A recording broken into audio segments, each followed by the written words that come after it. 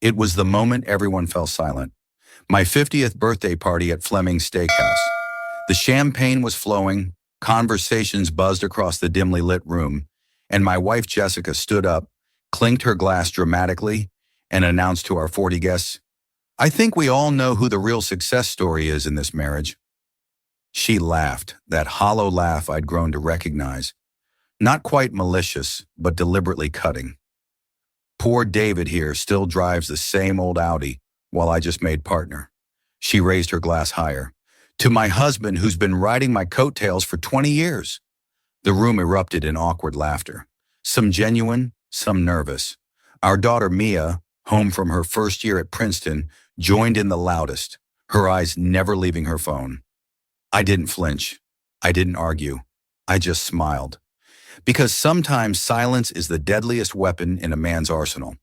What no one in that restaurant knew, what not a single person in that room had stopped to consider, was that every dollar in our joint accounts, the lake house Jessica loved to show off, Mia's full ride to Princeton that Jessica bragged about securing through networking, all of it had come from my family trust and silent investments I'd been managing for 2 decades. They didn't know because I never flaunted it, never held it over their heads, never used it as leverage. I looked around at our assembled friends, Jessica's law firm colleagues, country club acquaintances, neighbors from our Westlake Village community, all laughing at my expense, and something inside me shifted irreversibly. I saw my wife of 20 years not as the woman I fell in love with, but as someone who had forgotten who I was. So I stood up quietly, placed my napkin beside my untouched birthday cake, walked out the front door of Fleming's, and left it all behind me. But what they didn't know is that I was about to systematically dismantle the life that Jessica took for granted. Before we dive deeper, let me introduce myself. I'm David Mitchell, 50 years old, financial advisor, though I haven't actively worked with clients in years. I manage our family investments, mostly real estate and some tech startups that have done surprisingly well. I'm not flashy about it. I don't need to be. That's Jessica's department. We met at Stanford Law. I dropped out after my first year when my father died unexpectedly, leaving me the family business to manage. Jessica stayed, graduated with honors, and never let me forget it. She built her career meticulously at Bennett, Crawford & Schmidt, one of the most prestigious firms in Seattle. 20 years ago, her ambition was what attracted me to her fierce intelligence, her unwavering focus. But somewhere along the way, that ambition turned corrosive. We have one daughter, Mia, now 19 and studying political science at Princeton. She's brilliant but entitled, a carbon copy of her mother, down to the dismissive eye roll whenever I speak. I used to think we had a good marriage. Not perfect, but solid. I handled our finances, maintained our home, attended every single one of Mia's soccer games when Jessica was too busy with client meetings. I was the constant, reliable presence, the emotional foundation they both stood on, until I wasn't. Looking back, I can pinpoint exactly when things began to change. 6 years ago, Jessica was passed over for partner the first time. She came home that night, kicked off her heels so hard one cracked the hallway baseboard, and poured herself a double scotch. "Richard got it," she said, her voice flat. Richard, with his mediocre briefs and country club connections. I sat beside her on the couch, put my arm around her shoulders. "I'm sorry, Jess. You deserved it more." She stiffened under my touch. "What would you know about deserving partnership? You've never had to fight for anything in your life."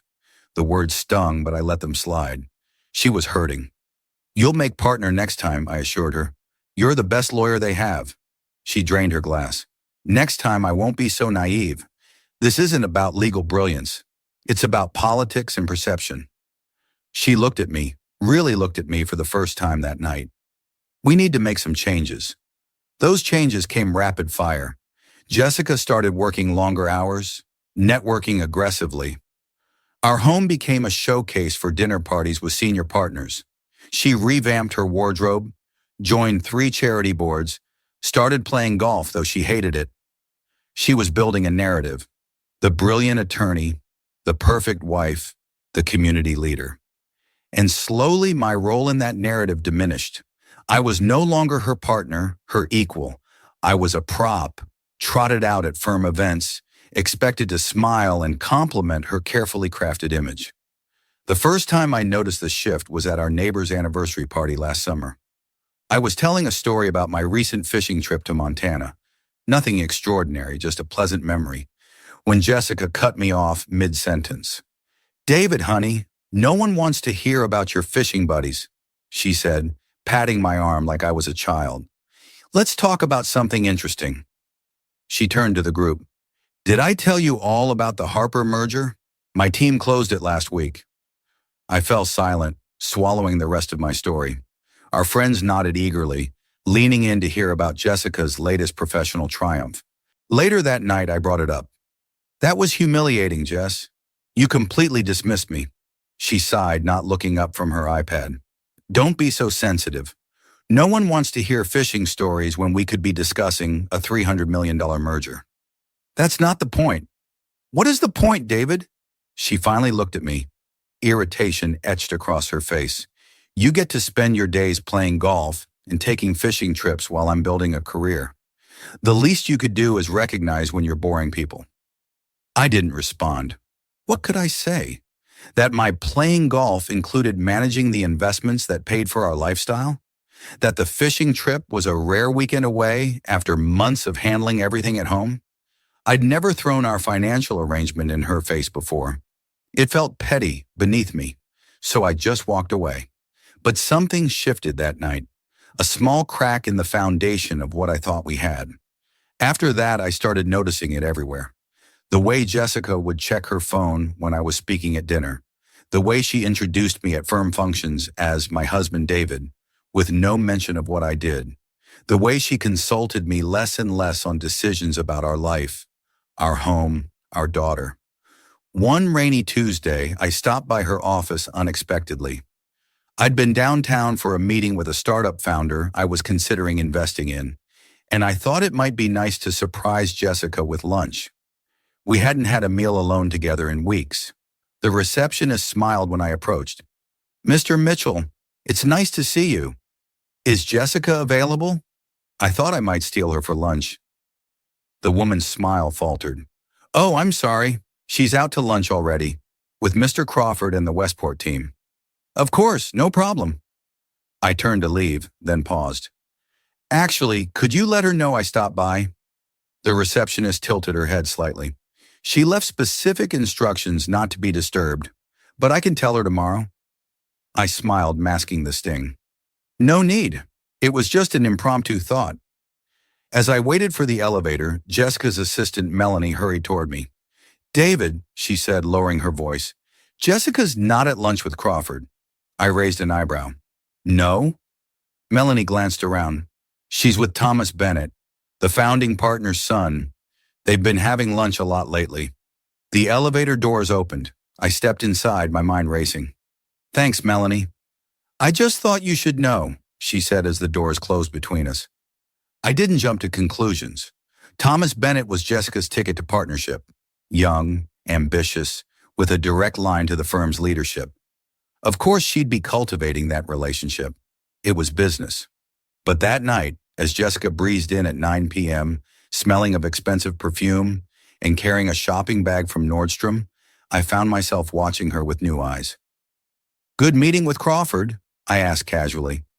She set down her bag, kicked off her heels. "Oh yes, productive." "What's in the bag?" She smiled, pulling out a silk tie in deep burgundy. "For you, actually. I saw it and thought it would bring out your eyes." I took the tie, rubbed the expensive fabric between my fingers. "What's the occasion?" "The firm gala next month. We need to look perfect." She kissed my cheek and headed upstairs. "I'm exhausted. Don't wait up." I sat with that tie in my hands long after she'd gone to bed. A peace offering? A guilty conscience? Or simply another prop for her perfect life tableau? One evening, I overheard her on the phone with her sister. "David? No, he's just watching baseball or something. You know how he is. Content with the absolute minimum. No ambition whatsoever." 20 years of partnership reduced to no ambition whatsoever. I stood there, phone call records in my hand. I'd been sorting through bills, tracking some unusual charges, listening to my wife dismiss 2 decades of my life as insignificant. The records showed 3 calls to a number I didn't recognize, each lasting over an hour, all placed when I was supposed to be out of town. I didn't confront her, not yet. I tucked that information away, another crack in the foundation. The unknown number bothered me more than it should have. Late that night, after Jessica had taken a sleeping pill and drifted off, I used her phone to check. The number belonged to Thomas Bennett. 3 calls, each over an hour, while I was at a conference in San Francisco. Business calls don't happen at 11 p.m. They don't last until 1 a.m. I replaced her phone on the nightstand and went downstairs to pour myself a drink. Was Jessica having an affair? Did I even care anymore? The realization that I wasn't sure which answer would hurt more told me everything I needed to know about the state of our marriage. The next morning, I called my old college roommate, Alex, now a private investigator in Portland. "I need information," I told him, discreetly. "On your wife?" He didn't sound surprised. 25 years of friendship meant he'd witnessed the slow erosion of my marriage firsthand. "On Thomas Bennett, and possibly on Jessica's activities when I'm out of town." Alex was silent for a moment. "You sure you want to go down this road, Dave? Sometimes it's better not to know." "I need to know exactly what I'm dealing with." "Okay, give me a week." That week was one of the longest of my life. I moved through our routines like an actor reading lines. I smiled at breakfast. I asked about Jessica's cases. I helped Mia with her political theory paper over Zoom. I maintained the illusion of normalcy while everything inside me was in chaos. Alex's report came by encrypted email. Thomas Bennett had a reputation for aggressively pursuing female associates and junior partners. 2 quiet settlements in the past 5 years, currently separated from his wife. And yes, he and Jessica had been spotted together outside of work. Intimate dinners, drinks at the Four Seasons bar, once entering his downtown condo building at 10 p.m. and not leaving until morning. The evidence was circumstantial but compelling. Jessica was almost certainly having an affair with the founding partner's son, a man who could make or break her career ambitions. I closed the file and sat in the dark of my home office. I should have felt rage, betrayal, heartbreak. Instead, I felt a strange, detached clarity. This wasn't about love. It hadn't been for a long time. This was about power, ambition, and the narrative Jessica was constructing for herself. A narrative that increasingly had no place for me. Mia was no better. My daughter, who I'd raised with every advantage, who I'd supported through every phase, had become a stranger to me. Her eyes permanently fixed to her phone, her responses to my questions monosyllabic at best. Last Thanksgiving, I tried to engage her about her studies. "How's political science treating you, sweetheart?" I asked, passing her the sweet potatoes. "It's whatever," she muttered, not looking up from her phone. "She's thriving," Jessica interjected. "Professor Harmon told me she's the most promising student he's had in years." She and Mia exchanged knowing smiles, a private club I wasn't part of. "When did you speak to her, Professor?" I asked. "Oh, I have lunch with several faculty members whenever I'm in Princeton for work," Jessica said casually. "Networking is everything, David. You'd know that if you'd finished law school." Another dig, another reminder of my supposed inadequacy. I noticed Mia smirk at her mother's comment. "I got that internship with Senator Grandin, by the way," Mia announced, still addressing her mother exclusively. "The one Mom's client recommended me for." "That's wonderful," I said. "When were you going to tell me?" Mia shrugged. "I just did." "We discussed it last week on our call," Jessica said. "It was confirmed yesterday." I nodded, fork suspended midair. My wife and daughter had entire conversations, made life decisions, celebrated victories, all without me. I had become an afterthought in my own family. That night, I went through our financial records again. Mia's full scholarship to Princeton, a fiction Jessica had created. In reality, I was paying every penny of her $80,000 annual tuition through my family trust. The lake house Jessica loved to host firm retreats at, purchased entirely with proceeds from a tech investment I'd made a decade ago. For years, I'd kept our financial arrangements quiet, not wanting money to define our relationship. I believed we were partners, each contributing in our own way. Now I realized I'd made a terrible mistake. In my silence, I'd allowed them to rewrite the narrative of our family, casting me as the unnecessary supporting character in their success story. The day after Thanksgiving, I took a long walk alone by the lake. The water was slate gray under the overcast sky, rippling with the cold November wind. I thought about my father, who had built our family business from nothing, who had taught me that true success wasn't about accolades or prestige, but about impact and integrity. Never let anyone make you feel small, he told me once. Not even the people you love. I'd failed him in that regard. I'd allowed myself to be diminished, one small dismissal at a time, until I'd almost forgotten who I was. As I stood by the water's edge, I made a decision. I wouldn't confront Jessica about Thomas Bennett. Not yet. I wouldn't blow up our family over an affair that was likely as much about ambition as attraction. But I would stop enabling the fiction that I was irrelevant. I would reclaim my place, not as Jessica's accessory, but as a man in his own right. I started with small changes. I declined Jessica's invitation to the firm's holiday party, opting instead to attend a board meeting for a tech incubator I'd been funding. I moved my investment records from our shared home office to a private space downtown. I scheduled a long overdue lunch with the dean of Princeton's political science department, not as Mia's father, but as a potential donor interested in their public service initiatives. Jessica noticed the shift immediately. "You're being weird," she commented one evening in December, watching me pack an overnight bag. "Where are you going?" "San Jose, meeting with a founder I'm considering backing." She frowned. "You never mentioned this." "You never asked," I replied, zipping the bag closed. "I'll be back on Wednesday." "The Crawford dinner is Tuesday. I told them you'd be there." I paused. "You'll have to tell them I had a prior commitment." "David, this is important. Crawford's wife specifically asked if you'd be coming. And you specifically didn't ask if I had plans before committing me." Jessica's eyes narrowed. "What's gotten into you lately?" "Nothing," I said calmly. "I'm just honoring my own commitments for a change." I left for San Jose feeling lighter than I had in months. The meeting went well, a promising AI healthcare platform that could revolutionize rural medicine, and I committed to a substantial seed investment. For the first time in years, I felt like myself again, decisive, engaged, valued for my insight rather than my ability to play the supportive husband. When I returned, Jessica was cold, distant. She'd had to attend the Crawford dinner alone, and apparently Margaret Crawford had asked about my absence with noticeable concern. "She thinks we're having problems," Jessica said accusingly. "Aren't we?" I asked quietly. Jessica's gaze faltered. For a moment I saw uncertainty in her eyes, a crack in the polished facade. Then her phone buzzed. Thomas Bennett, I was sure. And the moment passed. "Don't be dramatic," she said, already typing a response. "We're fine." But we weren't fine. We were two people living parallel lives that occasionally intersected for social appearances. The realization should have devastated me. Instead, it felt like permission to finally stop pretending.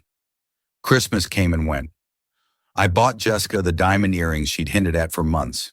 She gave me a golf club membership renewal to the club I'd been a member of for 15 years, the club where I'd hosted the charity tournament that raised $2 million for children's cancer research last year, the club she rarely visited but loved to reference in conversation. "You spend so much time there anyway," she said, already checking her emails as I opened the envelope. Mia gave me a gift card to Brooks Brothers, the exact amount, $100. This from the daughter whose education I was funding entirely, whose apartment in Princeton I furnished, whose credit card bills I paid without question. "Thanks for the thought," I said quietly. "Mom picked it out," Mia admitted, not bothering to look up from her phone. After they'd gone to bed, I sat alone in the living room, the Christmas tree lights casting soft shadows across the floor. I thought about my father again, about the legacy he'd left me. Not just financial security, but a sense of purpose, a belief that my life should mean something beyond my bank balance or social connections. Somewhere along the way, I'd lost sight of that purpose. I'd allowed myself to be defined by Jessica's ambitions, by Mia's achievements, by the superficial trappings of success rather than its substance. No more. Later that week, I met with James Harrison, my longtime attorney and trustee of my family's estate. I'd known James since college, a shrewd, discreet man who had guided me through my father's complex estate and subsequent business dealings. I need to make some changes, I told him, sliding a folder across his desk. James reviewed the documents, his expression revealing nothing. You're restructuring almost everything. Yes. May I ask why? I considered the question. Let's call it an overdue correction. James nodded, understanding the subtext. The changes to your daughter's trust are particularly significant. She needs to learn the value of what she's been given. And your wife? I met his gaze directly. I'm done being Jessica's stepping stone. James leaned back in his chair. These are decisive moves, David. Once set in motion, they'll be difficult to reverse. I'm not looking to reverse them, I said firmly. I'm looking to rebuild, on my terms this time. My birthday approached, February 18th. I'd always kept it low-key, but this year Jessica insisted on a party at Fleming's. 50 is a milestone, she declared. We need to do it properly. I should have recognized it for what it was, not a celebration of me, but another networking opportunity for her. The guest list was revealing. 38 of her colleagues and connections, 2 of my friends. The night of the party arrived. I put on my best suit, the one Jessica had selected for me from Nordstrom last year. The Tom Ford makes you look successful, she'd said, a backhanded compliment if I'd ever heard one. We arrived at Fleming's separately. Jessica went early to make sure everything was perfect. I drove myself, parking my Audi A6 between her new Tesla and her colleague Richard's Porsche. The car I drove because it was practical, reliable, and paid off, not because it was all I could afford. Another detail lost on Jessica. The party was in full swing when I arrived. Jessica held court near the bar, stunning in a black Armani dress, champagne flute in hand. She air-kissed my cheek when I approached. There's the birthday boy, she said loudly, fashionably late to his own party. Traffic, I murmured, though we both knew I was exactly on time, as always. For the next hour, I circulated through the crowd, accepting birthday wishes from people who barely knew me, many of whom called me David, with the hesitant tone of someone who wasn't entirely sure that was my name. One of the few genuine moments came when Jack, my oldest friend, pulled me aside near the coat check. You hanging in there? He asked quietly. What do you mean? Jack gave me a knowing look. Come on, Dave. I've known you since we were 18. This isn't you. He gestured around at the corporate crowd. None of this is you. I sighed. It's complicated. It always is. He squeezed my shoulder. Just remember who you are, man. Don't get lost in her version of your life.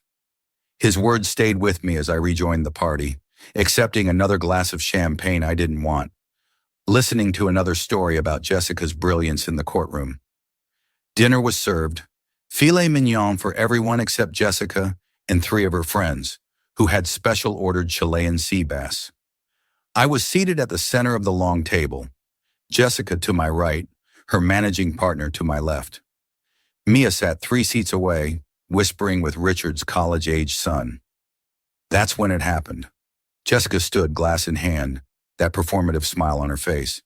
I'd like to make a toast to my husband on his 50th birthday. And then the words that finally broke everything. I think we all know who the real success story is in this marriage. Poor David here still drives the same old Audi, while I just made partner. To my husband, who's been riding my coattails for 20 years. Laughter rippled around the table. I saw Richard elbow the associate beside him, smirking. I saw Mia giggle behind her hand. I saw the pity in my friend Jack's eyes from the far end of the table. In that moment, everything crystallized. I had become a punchline, the underachieving husband, the necessary prop in Jessica's narrative of self-made success. So I smiled. Not the tight, embarrassed smile of a man wounded, but the calm smile of a man who has finally seen the truth with perfect clarity. I placed my napkin next to my plate, stood up, and walked out without a word. Outside in the parking lot, the February air was sharp, clarifying. I got into my sensible Audi and drove, not home, but to our lake house on Mercer Island. The place was empty, pristine. I sat on the deck overlooking the water, watching the Seattle skyline glitter across the bay. My phone buzzed repeatedly. Jessica, then Mia, then Jessica again. I turned it off. For the first time in years, perhaps decades, I allowed myself to feel everything. The humiliation, the invisibility, the slow erosion of my dignity in my own home. And beneath it all, a simmering anger I'd suppressed for too long. I spent the night at the lake house. In the morning, I drove to my office downtown, not the investment firm where I occasionally consulted, but my private office in a building I owned on 4th Avenue. Another detail Jessica found irrelevant. My assistant Monica looked surprised when I walked in. Mr. Mitchell, happy birthday. Belated, I guess. We didn't expect you today. Change of plans, I said. I need you to set up meetings with my attorney, my accountant, and the bank. Today, if possible. Monica, efficient as always, didn't ask questions. By noon, my calendar was full. First, I met with James Harlow, my attorney of 30 years, the man who had structured my family trust after my father died. I need to execute those changes we discussed, I told him. All of them. Today. James raised an eyebrow but nodded. I'll have the papers ready within the hour. By the end of the day, my plan was in motion. The lake house was transferred solely to my name. Mia's unlimited credit card was replaced with one carrying a modest limit. The family trust that paid for Princeton was restructured. Tuition would continue, but the substantial inheritance she'd expected at 25 was now contingent on completing both her education and 2 years of public service work. Most significantly, I withdrew my silent investment in Bennett, Crawford, and Schmidt, a substantial stake I'd made years ago through a holding company at Jessica's request. It's just business sense, she'd argued. You have the capital, they need investors, and it helps my position at the firm. What she didn't know was that my investment had grown to represent nearly 18% of the firm's operating capital. My withdrawal wouldn't bankrupt them, but it would create serious cash flow issues, especially with their planned expansion to Los Angeles. I also made one phone call to Robert Bennett, the firm's founding partner and Thomas's father. Robert, it's David Mitchell. David, what a pleasant surprise. Jessica just made partner. You must be thrilled. About that, I said calmly. I think we should meet. There are some matters concerning your son and my wife that you should be aware of. A pause. I see. When would be convenient? Tomorrow. The Metropolitan Grill. Noon. I'll be there. I spent the night at the lake house again, not answering the increasingly frantic calls and texts from Jessica. Let her wonder. Let her worry. Let her feel, for once, what it was like to be powerless in a narrative someone else was controlling. The next morning, I received a text from Mia. Dad, where are you? Mom's freaking out. I finally responded, I'm taking some time to myself. I'm safe. Her reply came instantly. Whatever. Just call Mom. She's being dramatic about it. No concern for me. No recognition that I might be hurt. Just annoyance at the inconvenience my absence was causing. 3 hours later, her tone changed dramatically. Dad, something's wrong with my credit card. The bursar's office also called about tuition. Are you doing this? I didn't respond. Let her connect the dots herself. My lunch with Robert Bennett was illuminating. I laid out everything. The late-night calls, the private dinners, the overnight stay at Thomas's condo. I also shared the intelligence my investigator had gathered about the previous settlements with female associates. This pattern of behavior is troubling, I said, watching his face carefully. And it poses a significant liability risk for your firm. Robert's expression was grim. Thomas has always been impulsive, but this crosses a line. Yes, it does. What do you want, David? I want Thomas removed from any leadership position at the firm. I want a full review of your harassment policies. and I want Jessica's partnership status reconsidered in light of her ethical lapses. Robert nodded slowly. And your investment withdrawal? That stands regardless. I'm no longer comfortable having my capital tied to your firm. You realize this will create significant difficulties for us. Yes, I said simply. I do. I left the restaurant feeling lighter than I had in years. I wasn't vindictive by nature, but there was a profound satisfaction in finally standing my ground, in refusing to be the convenient backdrop to Jessica's ambitions any longer. When I returned to the lake house, Jessica was waiting in the driveway, her Tesla parked haphazardly as if she'd arrived in a hurry. She looked disheveled, her usual polish missing. What the hell are you doing? She demanded as I approached. The credit cards, Mia's tuition, the firm investment. Are you having some kind of breakdown? I regarded her calmly. No breakdown, just clarity. You can't just withdraw millions from the firm without notice. Do you have any idea what that's going to do to our reputation? To my position? Your position, I repeated. That's what matters to you, isn't it? Not the fact that you humiliated me in front of 40 people. Not the fact that you've been having an affair with Thomas Bennett. Just your precious position. She paled. How did you? No, I've known for months, Jessica. Did you really think I was that oblivious? That pathetic? It wasn't an affair, she protested weakly. It was complicated. No, it wasn't. It was actually quite simple. You saw an opportunity to advance your career, and you took it, regardless of the cost to our marriage. That's not fair. What's not fair, I cut her off, is making your husband a punchline in your success story when that same husband has been bankrolling your entire life. She flinched as if I'd slapped her. Is that what this is about? Money? You're punishing me because I hurt your male pride? This isn't about pride, I said evenly. It's about respect. Something you clearly don't have for me, our marriage, or even yourself. So you're what? Divorcing me? Cutting me off? I haven't decided yet, but I've reclaimed what's mine. My dignity, my property, my financial independence. What happens next is up to you. Jessica's phone rang, the firm's ringtone.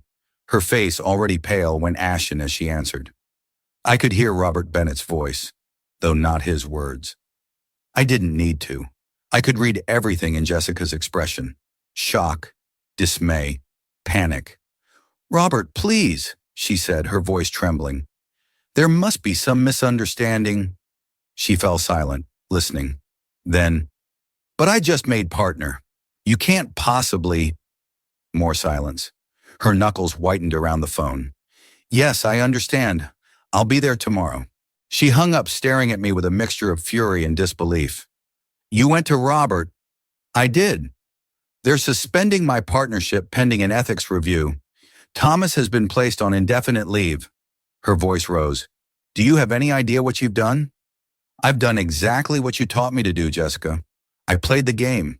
I networked. I leveraged my assets for maximum impact. I smiled thinly. Isn't that what success looks like? She lunged forward suddenly, palm raised to slap me. I caught her wrist easily, holding it firmly but not painfully. Don't, I said quietly. You've already lost enough dignity today. I released her. She stumbled back, tears forming in her eyes, the first genuine emotion I'd seen from her in months. What do you want from me? She whispered. I want you to understand exactly what you've thrown away, I said. Not just a husband who loved you, but the foundation that made your entire carefully constructed life possible. And then what? You'll forgive me. We'll start over. I shook my head. I don't know yet. That depends on whether there's anything left to salvage. 3 days later, the story broke in Seattle legal circles. Thomas Bennett's leave of absence, the review of the firm's harassment policies, Jessica's partnership deferral.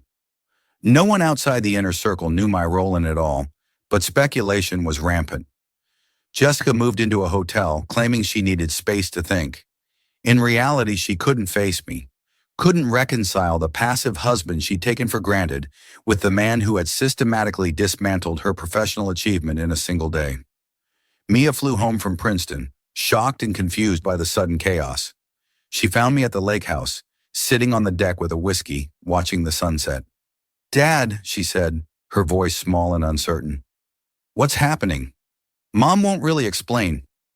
I looked at my daughter, so much like Jessica in appearance, in ambition, in the cutting sharpness that had seemed clever until it was turned against me.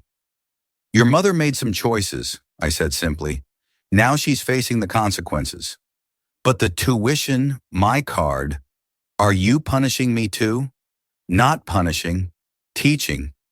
You're an adult now, Mia. It's time you understood where your privilege comes from and what it costs."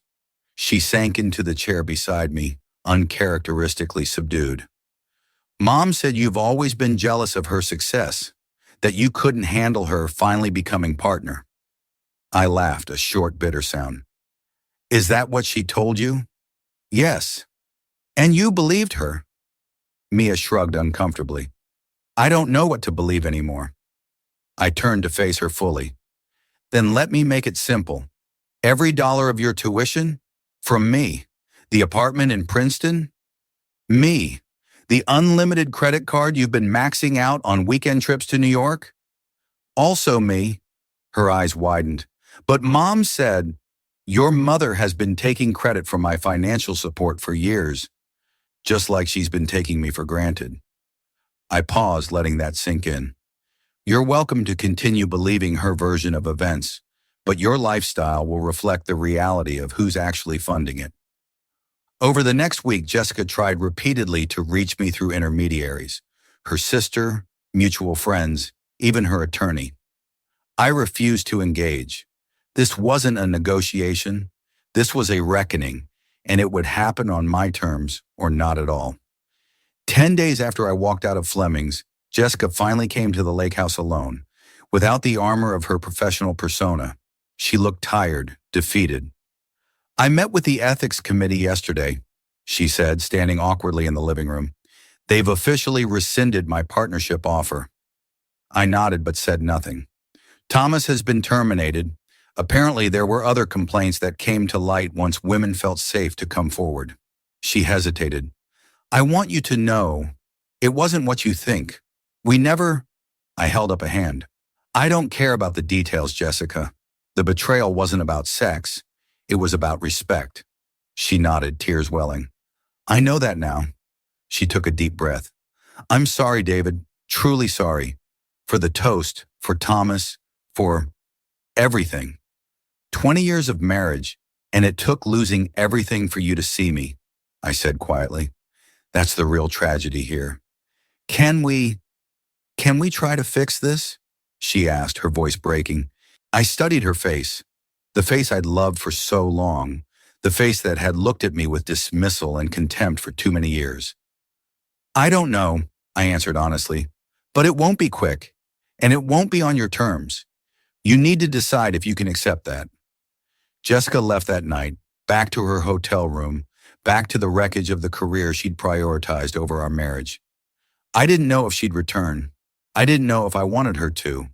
What I did know was that I would never again shrink myself to fit someone else's narrative. I would never again allow my worth to be determined by another person's ambition. 2 weeks after Jessica's visit, I received an unexpected call from Thomas Bennett. His voice was tense, controlled anger barely beneath the surface. "Mitchell, I think we need to talk." "Do we?" I asked calmly. "You've ruined my career, my reputation, all because your wife preferred my company to yours." Pretty pathetic response from a so-called man. I almost laughed at his transparent attempt to provoke me. "Interesting perspective, Thomas. Is that what you told the other women too, before they filed complaints?" A pause. "Those are baseless accusations. Yet here you are, terminated by your own father's firm. Quite the fall." "This isn't over," he hissed. "I have connections you can't even imagine." "So do I replied evenly. "The difference is, mine aren't built on exploiting women and riding daddy's coattails." "Good luck with your job search, Thomas. I hear the market for disgraced executives is pretty tight these days." I hung up, smiling slightly. His call told me everything I needed to know about Jessica's relationship with him. A man defending his innocent friendship wouldn't be so bitter about its consequences. The Seattle legal community, like all closed professional circles, thrives on gossip. Within days of Thomas's termination and Jessica's partnership reversal, the rumors were flying.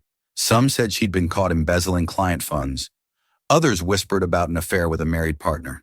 A few sources even suggested she'd threatened to sue the firm for gender discrimination when passed over for partnership. None of these rumors were true, but I made no effort to correct them. Jessica had spent years crafting her professional image at the expense of our marriage. Now she could experience what it felt like to have others control her narrative. One evening, I received a call from Margaret Crawford, the wife of Jessica's former mentor at the firm. "David, darling," she cooed into the phone, "we've missed you at the club events. Is everything all right with you and Jessica?" "Just taking some time to reevaluate priorities," I said diplomatically. "Well, I wanted you to know that we don't believe a word of what's being said. Jessica was always so professional, so dedicated." "That's kind of you, Margaret. And we'd love to have you at the fundraiser next month. Just you, of course. No pressure to bring Jessica." Under the circumstances, I understood immediately. Jessica wasn't just losing her job. She was being excised from their social circle. The same people who had laughed at her toast were now distancing themselves, preserving their own connections to power and influence. It was a brutal reminder of the superficiality of the world she'd prioritized over our marriage. Mia faced her own reckoning. Without her unlimited credit card and with the Princeton Financial Aid Office suddenly requiring her to complete detailed scholarship applications, she was confronted with the reality of her privilege for the first time. She called me late one night, her voice strained. "Dad, I'm struggling here." "With what?" "Everything. The financial aid forms are impossible. My friends keep inviting me to New York for the weekend, and I can't go. The Bursar's office is treating me like some kind of scholarship case." "Welcome to the real world," I said, not unkindly. "Most of your classmates have been navigating this from day one." "But why now? Why are you doing this to me?" "I'm not doing anything to you, Mia. I'm simply expecting you to take responsibility for your life and education. Something your mother and I should have insisted on years ago." Her voice softened. "I found Mom crying in her hotel room yesterday. She looks awful." A manipulation tactic I recognized from her childhood, appealing to my sympathy for Jessica to get what she wanted. "Your mother is an adult who made her choices," I said firmly. "And so are you. So that's it? You're just done with both of us?" "No, I'm done enabling behavior that diminishes me. There's a difference." By the end of the spring semester, Mia had withdrawn from Princeton, unable to navigate the financial aid process and unwilling to accept the modest allowance I now provided. She transferred to the University of Washington, a fine school, but not the prestigious Ivy League credentials she'd expected to ride into a political career. Jessica, meanwhile, found herself ostracized from the legal elite of Seattle. The ethics investigation had damaged her marketability, and the whispered rumors did the rest. After 3 months of unsuccessful job hunting at comparable firms, she accepted a position at a small family law practice in Tacoma, a significant step down in prestige and compensation. She sold her Tesla, moved to a modest apartment, and began the humbling process of rebuilding her career from a position of diminished status. One rainy April afternoon, she appeared at my downtown office unannounced. Monica hesitated before letting her in, clearly uncertain about the protocol. "It's fine," I told her. "Give us a few minutes." Jessica looked different. The designer clothes were gone, replaced by a simple blouse and slacks. Her hair was pulled back in a practical ponytail rather than the elaborate styling she'd once preferred. Most noticeably, her eyes had lost the sharp, calculating edge I'd grown accustomed to. "I've been doing a lot of thinking," she said, sitting across from me. "A lot of therapy, too." I nodded, waiting. I thought success meant accolades, partnership, recognition. I thought if I just achieved enough, I'd finally feel worthy. She met my gaze directly. "But all I've done is destroy the one genuine thing in my life." "Our marriage was real once," I agreed quietly. I was so focused on being seen by everyone else that I stopped seeing you. She took a deep breath. I don't expect forgiveness, David. I don't even expect a second chance. But I needed you to know that I understand now. What I lost. Who I lost. I studied her, looking for the performance, the calculation. I couldn't find it. What do you want, Jessica? A chance to start over. Not as husband and wife necessarily. Maybe just as friends. People who knew each other once and might know each other again. I considered her words carefully. The old Jessica would have demanded reconciliation, would have tried to leverage my lingering feelings, would have cast herself as the victim. This woman before me seemed different, humbled perhaps, but also more authentic than she'd been in years. I'm having dinner at the lake house on Friday, I said finally. Nothing fancy, just grilling on the deck. You're welcome to join me. A small smile lacking the polished brilliance of her old expressions, but somehow more genuine. I'd like that. She stood to leave, then paused. For what it's worth, I'm proud of what you did. Not to me, that hurt like hell, but standing up for yourself, being the man I always knew you were, but was too selfish to appreciate. After she left, I sat alone in my office, watching the rain streak the windows of the building I owned, the empire I'd built quietly while she collected accolades and recognition. I didn't know if I could ever trust Jessica again. I didn't know if our marriage could or should be salvaged from the wreckage of her ambition and my silent resentment. But for the first time in years, we were seeing each other clearly, without the distorting lens of her narrative. Mia was coming to dinner on Friday too, part of her own gradual reconciliation with the reality of her upbringing. She was working part-time now, experiencing for the first time what it meant to earn rather than simply receive.